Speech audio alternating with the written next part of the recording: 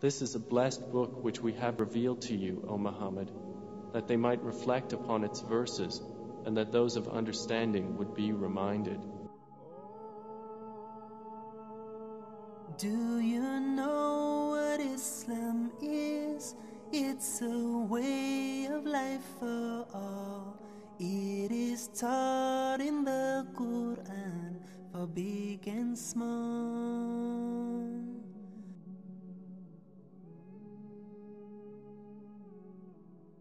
Do you know what Islam says? It says that life's the greatest test. It says that life's a borrowed space, returned upon rest.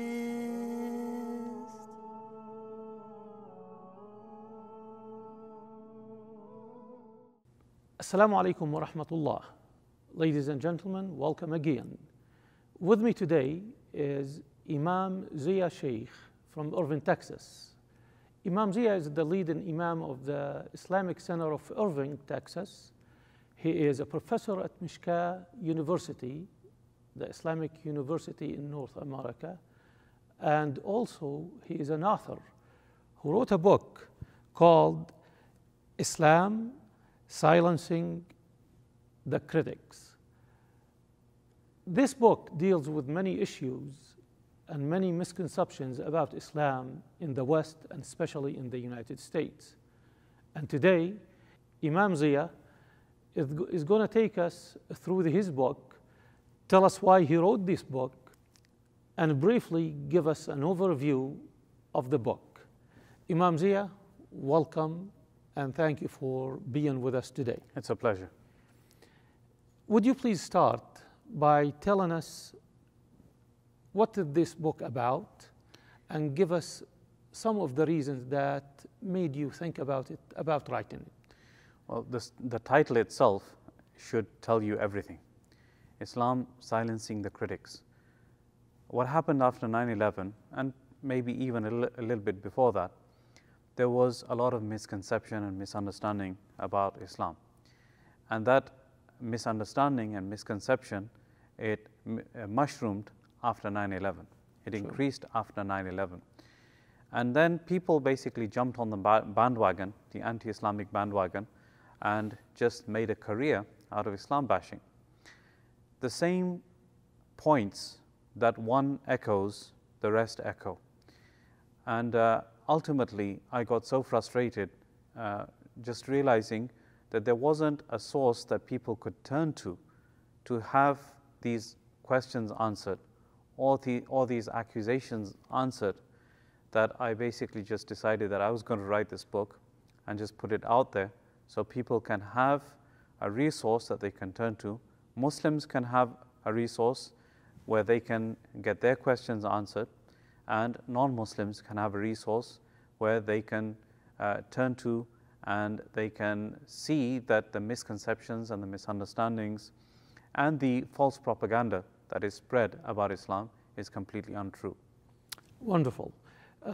Would you share with me the nature of the feedback you got after you wrote the book, whether positive or negative? How was the book perceived in the Muslim community and the non-Muslim community? Can you shed a light on that? Well, there are different levels of feedback. On Amazon, where the book can be purchased, I'm getting a constant 5 stars. So that should be a good thing. That's great positive. And on top of that, personally, people who've read the book, they've turned to me and said that, especially converts, when they face these accusations and problems from their relatives, they have the book which they can turn to, open up the book and say, well, this is the answer to that question, and they respond to their accusing relatives with the correct answer. Well, having said that, can you identify these people who are spreading this misinformation? Yeah, they all actually work in conjunction with each other, and they work as basically, you can say, teams. And like I mentioned before, when one starts echoing a false statement, false propaganda, then the rest start echoing the same thing. It starts off with right-wing media, TV, news, etc., and you're aware what I mean by that. And then the people who are supportive of that right-wing media, they tune in and they pipe in with the same echo chamber, I call it, same talking points, same talking heads, and they basically just spread this misinformation. And amongst them, you're probably aware of Pamela Geller, Robert Spencer, Daniel Pipes. Some of them are a little bit more ethical than others because they have their academic career on the line, because many of them are professors. But for the most part, they talk about the same nonsense that has been going around for the past 10 years. And give it a credibility, basically, because of the titles that come behind them. Absolutely. And now, for example, just I believe it was yesterday that I came across a video that has been propagated by Robert Spencer himself, which still talks about this issue about Muslims worshipping a moon god. And this was something that was propagated in the 90s, and they are still propagating the same thing. And it's a subject which I do address in my book. But nevertheless, why is it that since 90s we've heard the same talking points? We'll come to that specific point, really. Yeah. But before that, do you think there is an agenda there, or is it a coincidence that these people got together and carried this vicious campaign basically against Islam? Who could be behind this agenda? Who's financing it?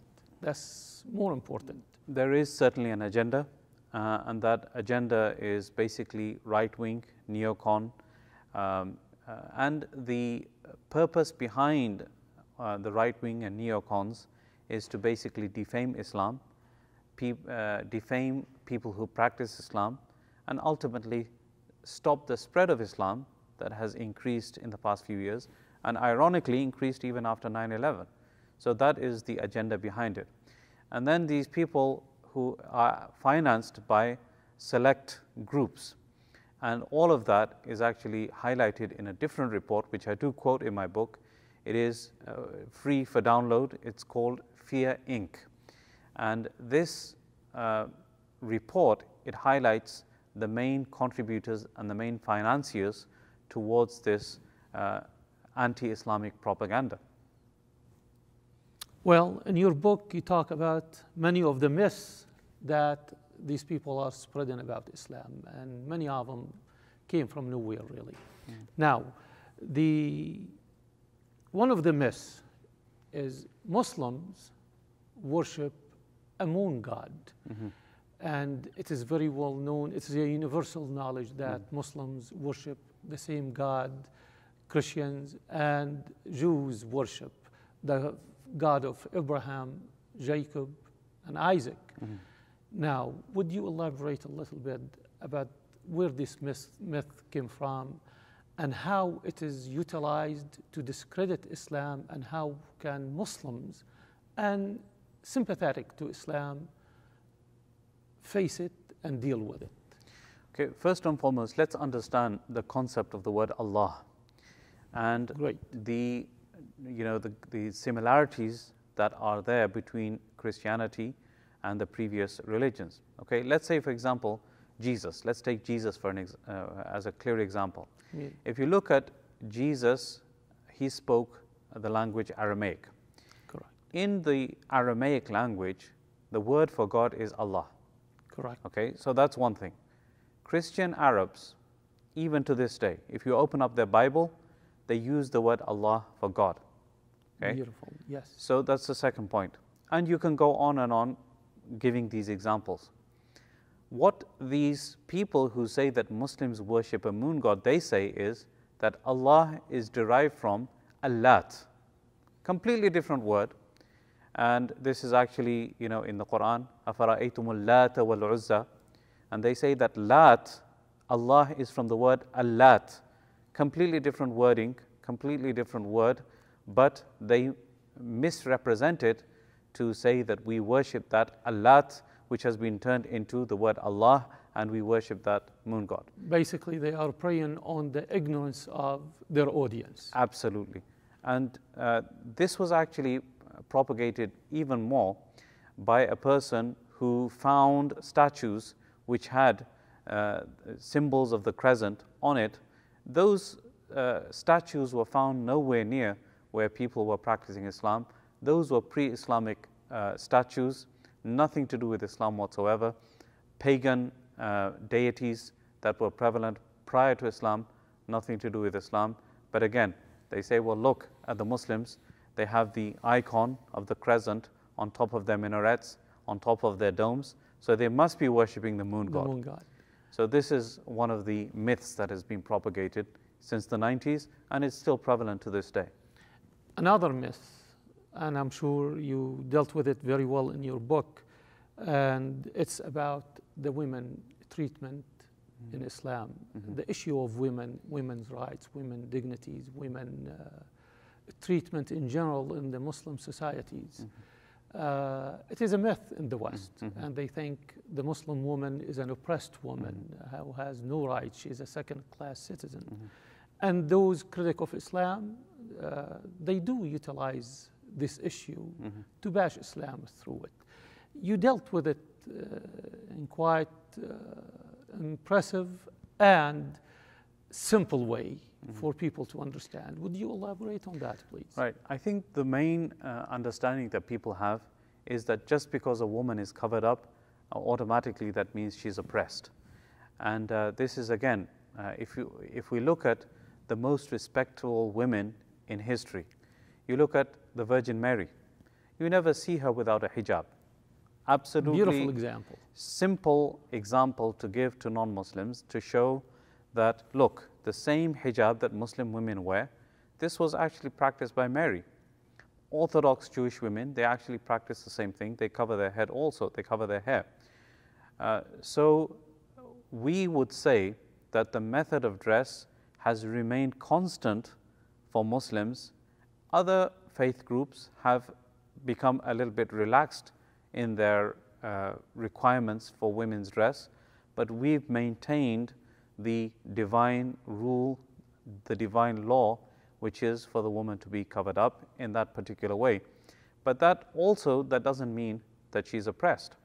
There's also a misunderstanding that has been spread that Muslims don't allow their women to be educated.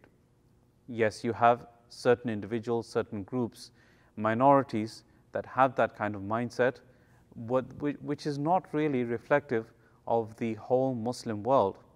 For example, Iran, you will see that it's always under the spotlight in a negative way, but the majority of the university students in Iran are actually women. You look at Saudi Arabia, again, negatively criticized for certain rules and laws that they have within their system, but again, same thing, that there are women's universities, and even there's now a new co-ed university which has been built in, I believe, in Riyadh. So, you know, the minority that basically deals with women in an unfair fashion and which is not reflective of Islamic values, that is the model that is portrayed as being the Islamic model. So they take a little slice and they leave the whole pie. Yeah. Basically, that's... And I tell people that, look, if you do you take the Ku Klux Klan, the KKK, which they portray themselves as Christians, True. and say that they are a reflection of Christian values? Absolutely not. So Beautiful. Why is it that you would take a certain group of people and say that these are reflective of all Muslims? Dr. Zia, lots of people have lots of fears, and many people have spread a lot of misinformation about the Sharia laws, and how harsh it is, and how it can change the fabric and the lifestyle of societies when it comes in. Would you please explain to the viewers what is Sharia, its sources, and how it can be applied, and how peaceful it is, and how it is meant to be for the benefit of the people instead of oppressing people as some people try to portray it? Now, first of all, let's get rid of this misunderstanding that Muslims are trying to implement Sharia law within the country. That's not the case. As Muslims, we are obligated to live under the law of the land. So when we actually sign up for a visa, or we sign for a green card, or we take an oath for our citizenship, we are actually promising to adhere to the laws of the land. So we are not trying to implement Sharia law into this country.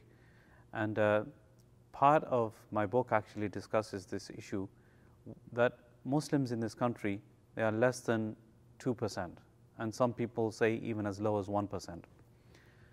If there had been any success in bridging the gap between the religion and state, Christians would have bridged that gap a long time ago, because they are the majority in this country.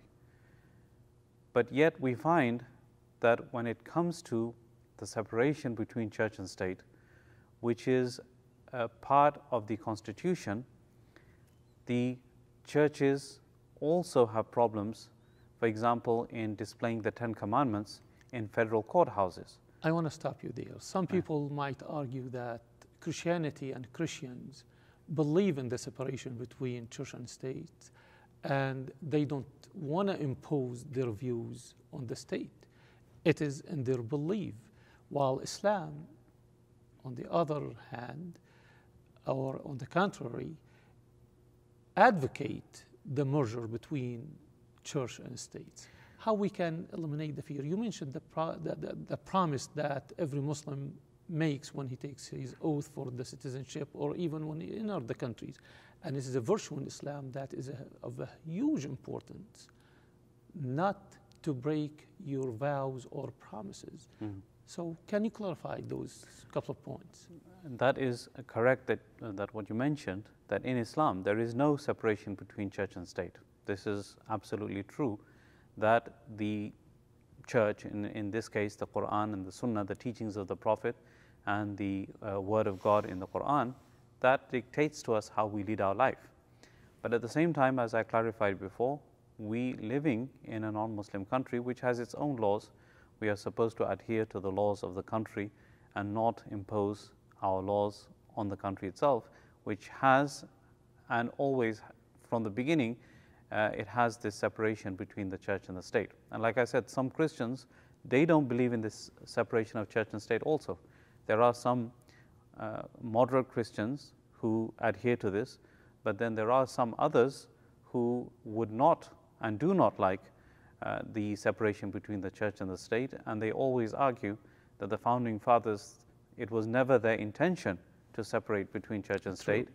They say that this is a Judeo-Christian nation founded by Judeo-Christian people, and it's based on Judeo-Christian principles. So they don't want a separation between church and state either. So it's not 100% statistic you can say that all Christians, they adhere to the separation between church and state. Some actually say the opposite. They say that there is no separation between church and state. So we need to actually reassure people that as a minority in this country, we cannot change the laws of the land, neither do we intend to, and people can rest easy that we are not trying to change anything about the laws of this country. In fact, when I'm actually doing a marriage ceremony, a religious marriage ceremony, the rule is that people are supposed to go to the courthouse to bring the marriage license to me, and then I do the religious ceremony. Approve of their civil marriage that is provided by the law of the land. Absolutely. They have to do the civil marriage or bring the marriage license to me, so I conduct the civil marriage as well as the religious marriage at the same time. And the same thing happens during divorces. A woman cannot come up to me and say that I want to divorce from my husband. I will tell her, go get the legal divorce first, and then come to me and I'll do the religious divorce after that. So we are subject to the law of the land in this country, and these are just a couple of examples that I've given about this issue of separation between the law of the land and the religion. Well, in some states, some laws passed against the Sharia adherent people, where in several states right now, there are laws that will prohibit Muslims from falling back to the Islamic traditions in sometimes solving a dispute or mediation in the court or other issues that might face some Muslims. Now, some states and some advocates in other states are trying to make it difficult. Mm-hmm. They have this same fear, and they don't want the Sharia to be mentioned even in their states. What would you tell the Muslims and non-Muslims on both sides of these issues, how to handle this, and how we can, as Muslim minority in the country here, live with this, which may amount one day to an oppression against Muslims? Well, I think it's, if could give you just an example of what is happening, it's like trying to create a medicine of an illness which does not exist. That's a beautiful metaphor. Excellent. Yes, sir. That's basically what these people are doing, that there has been no precedent of any person trying to impose Sharia law in the courts in this country. And any mediation that takes place, it is always taken to the judge for approval, and the judge will approve it. So this is really, again, the final say. It is approved by the courts and the courthouses that have been selected or elected by the public. So there is no precedent whatsoever that we are or have tried to, in the past, impose Sharia law in this country. There is always an incident that is pushed to the forefront, that some judge, I believe it was in New Jersey, he allowed for a man to beat his wife because supposedly it is allowed in the religion. Okay, and then, of course that was a mistake, both Islamically and by legal law, and so that thing was actually overturned. So that is only one incident where mistakenly a judge thought that Islamic law was being implemented, and he judged according to that, and even that was overturned. And that is the example that is always thrown out there. But other than that, there has been never any example of any person trying to impose Sharia law in this country. In your book, you go through this. Explain it again to our viewers. The concept of Sharia. What Sharia is not just a set of laws, do's and don'ts, and if you do this, that will happen to you. The concept of Sharia in Islam is a vast concept. Would you elaborate a little bit on that so people understand what we are talking about? Well, the main misunderstanding people have about Sharia, they just think it's basically cutting off hands of thieves and just brutality. The reality is Sharia law is what I, as a person, you as a person, as a Muslim, implement in your daily life from the time you wake up in the morning to the time you go to sleep. You adhere to God's law, you pray 5 times daily, you stay away from the things that He's forbidden you from eating and drinking, you stay away from adultery and fornication, and all of these things are a person practicing Sharia law.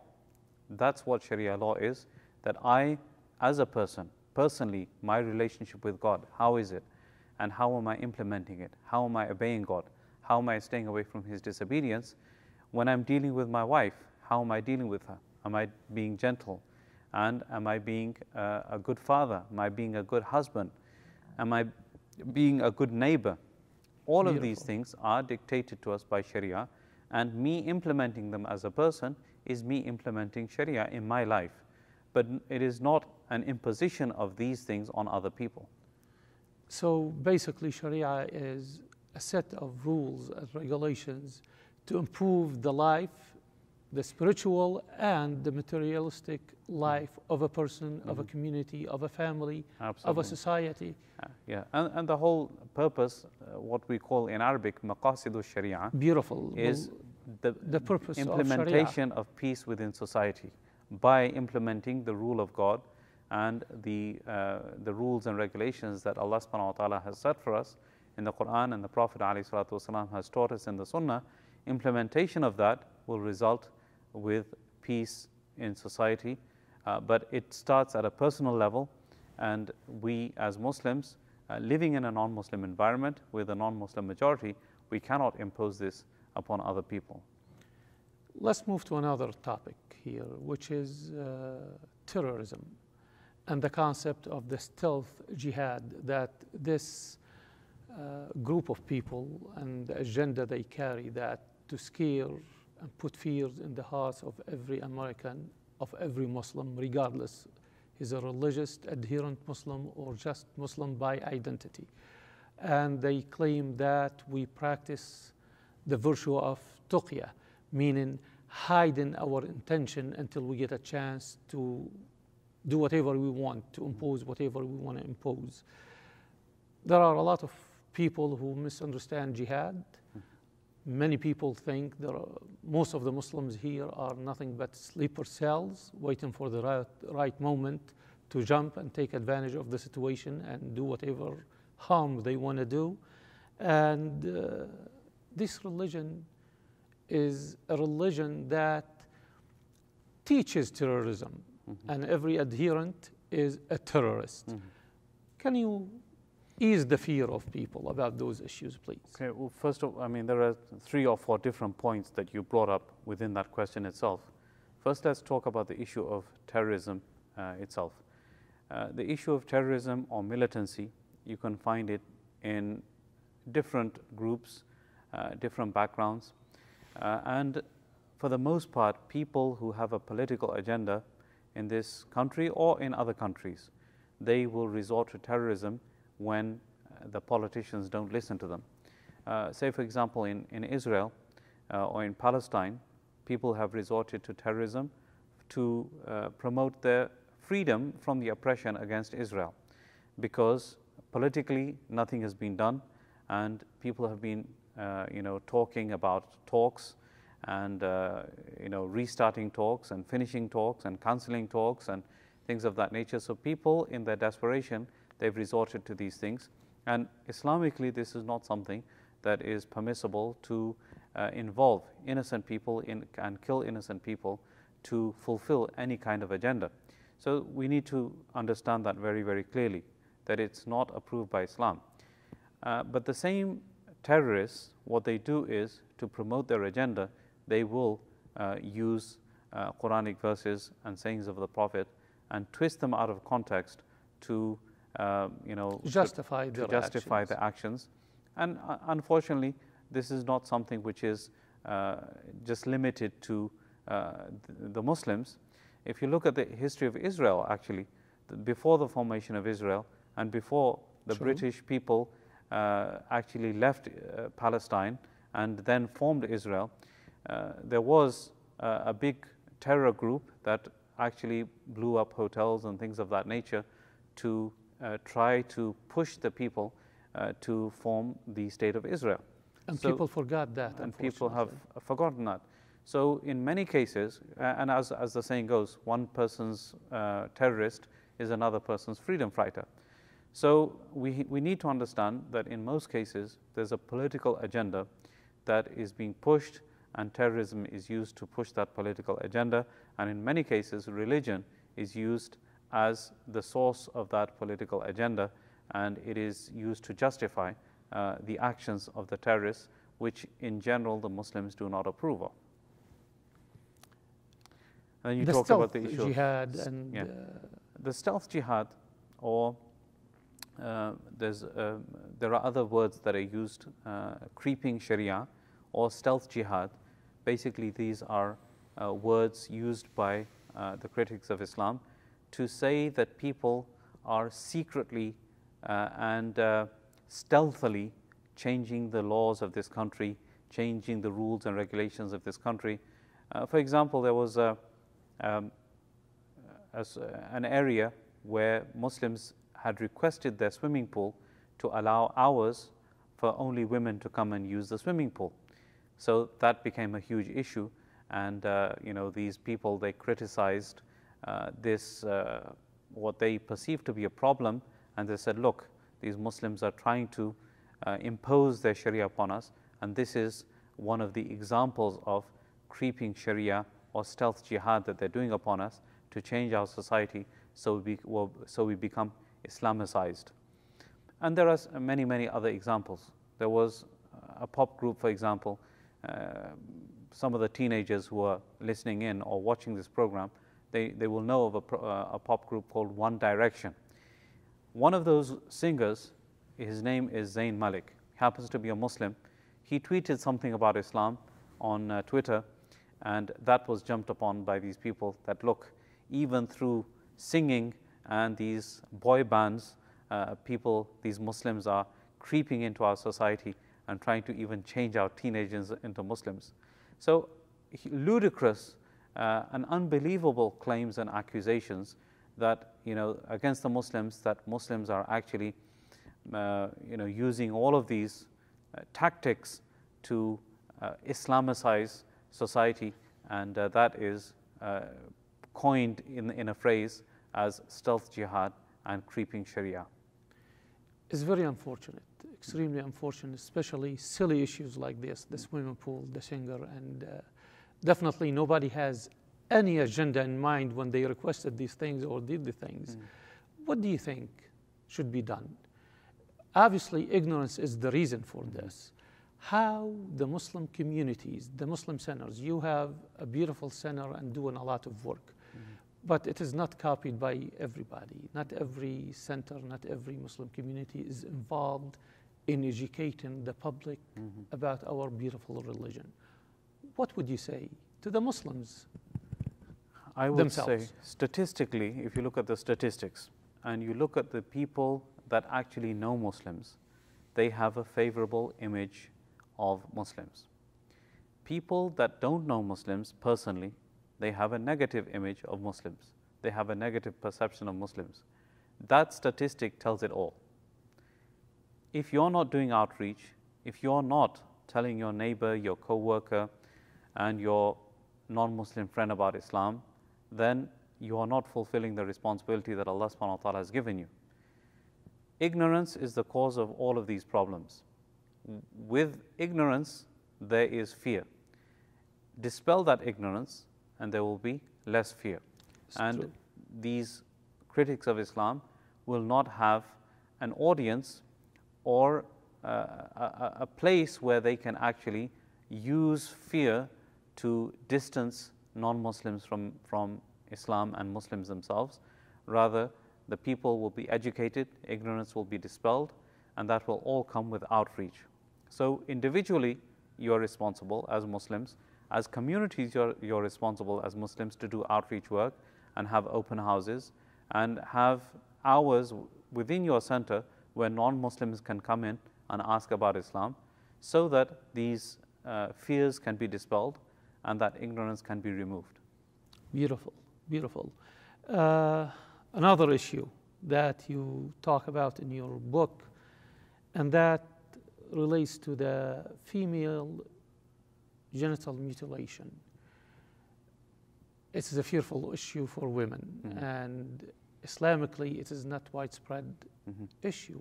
Mainly it's a cultural thing, but many people are under the misconception this is what every Muslim female must go through. Right.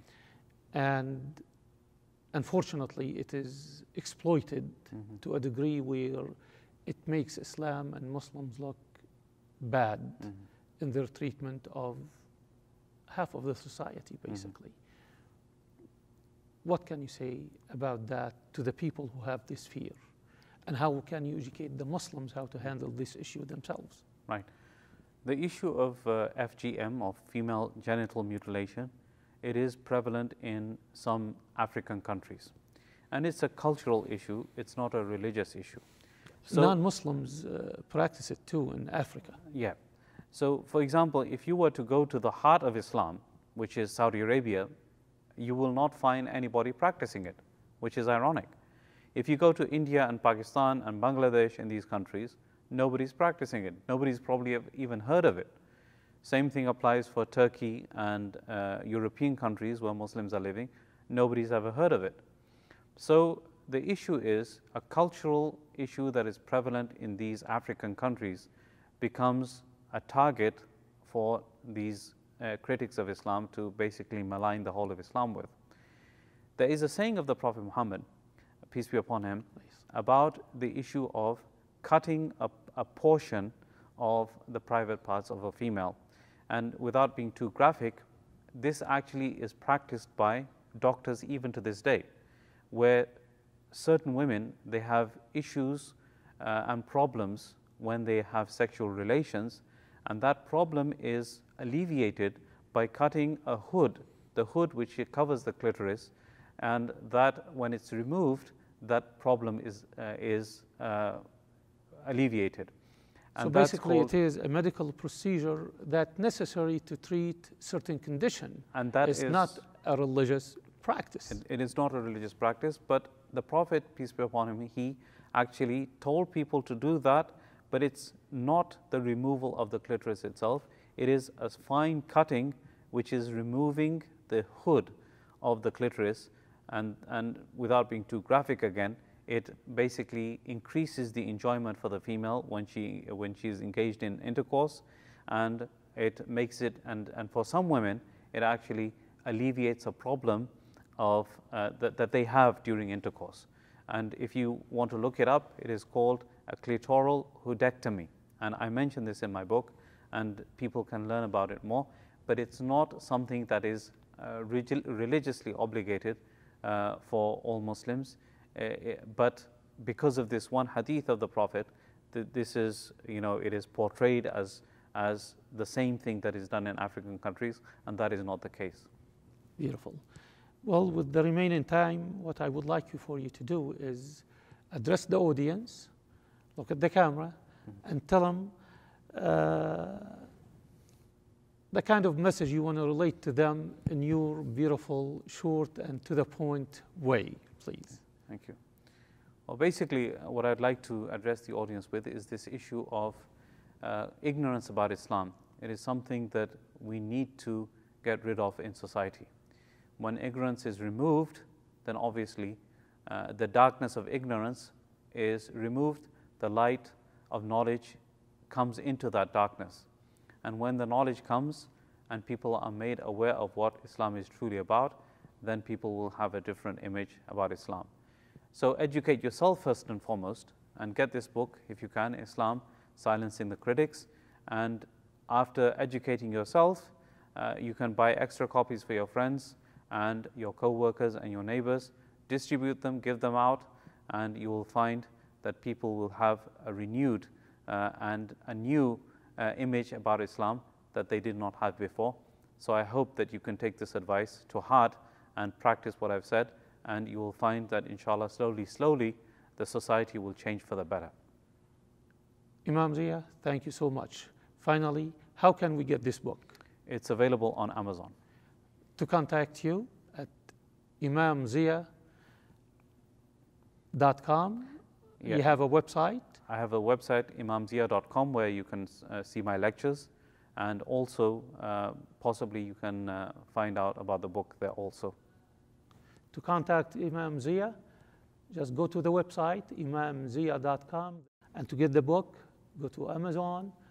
I guarantee you, you're going to enjoy reading it. It's an excellent read and excellent information in it. Whether you are a Muslim or non-Muslims, you're going to benefit of this book greatly.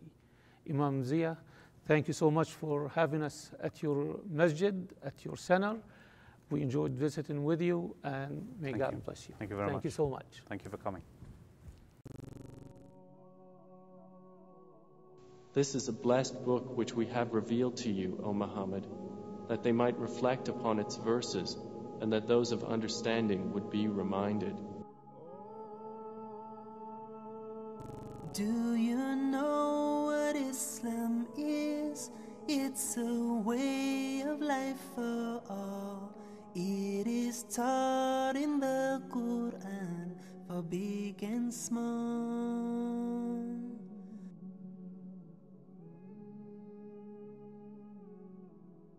Do you know what Islam says? It says that life's the greatest test. It says that life's a borrowed space returned upon rest.